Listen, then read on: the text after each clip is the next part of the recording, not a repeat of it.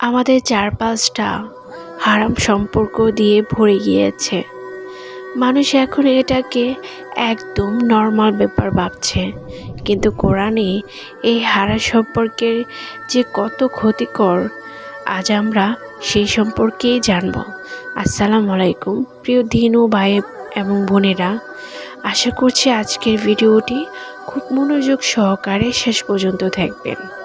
ইসলামে অবৈধ সম্পর্ক জিনা বা তার পূর্ববর্তী ধাপগুলো শুধু একটি কাজ নয়, এটি ধীরে ধীরে ঈমান দুর্বল করে দেয়।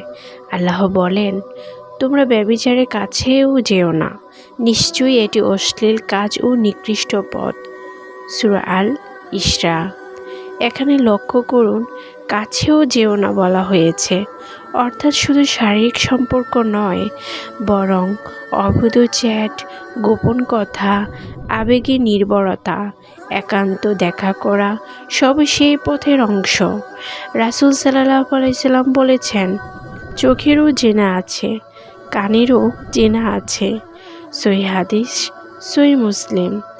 অর্থাৎ সম্পর্ক শুরু হয় ছোট জিনিস দিয়ে, শেষ হয় বড় গুনাহতে। হারাম সম্পর্কের বাস্তব ক্ষতি: 1.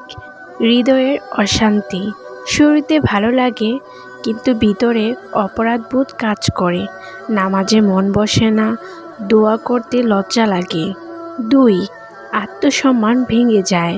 যে সম্পর্ক লুকিয়ে রাখতে হয় তা সম্মানের নয়। 3.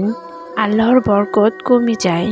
রিজিক, শান্তি, মানসিক স্থিরতা সব কিছুতে অদৃশ্য প্রভাব পড়ে। বের হওয়ার বাস্তব ধাপ: 1. ভুলকে যুক্তি দিয়ে ঢাকবেন না। আমরা তো শুধু কথা বলি, আমরা তো বিয়ে করব। যদি বিয়েই লক্ষ্য হয়, তাহলে শরীয়তসম্মত পথে যান। গোপন সম্পর্ক ইসলামে অনুমোদিত নয়। 2. আন্তরিক তওবা। আল্লাহ বলেন, হে আমার বান্দারা, যারা নিজেদের উপর জুলুম করেছ, আল্লাহর রহমত থেকে নিরাশ হইও না। সূরা জুমার আয়াত 39 ও 53।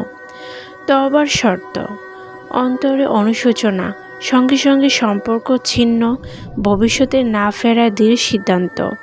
যদি গুনাহ মানুষের হক সম্পর্কিত হয়, তাহলে সেটাও সংশোধন করতে হবে। 3. সম্পূর্ণ নো কানেক্টেড। আংশিক ছাড়লে শয়তান আবার টেনে নেয়। ব্লক করুন, পুরনো ছবি বা চ্যাট মুছে ফেলুন, সোশ্যাল মিডিয়ায় আনফলো করুন।